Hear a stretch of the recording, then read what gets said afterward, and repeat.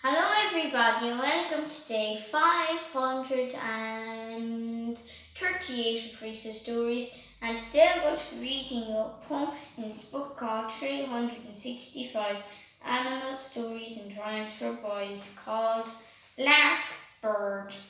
Lark bird, soaring high, are you never weary when you reach the empty sky?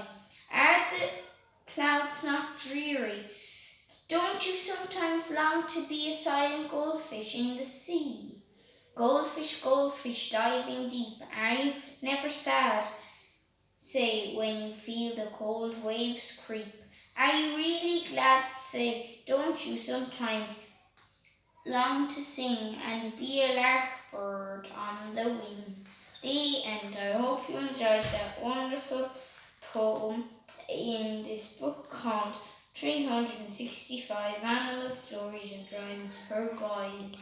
So enjoy the rest of your day, everybody, and I guess we'll see you all tomorrow for day 539 of Rhys' stories.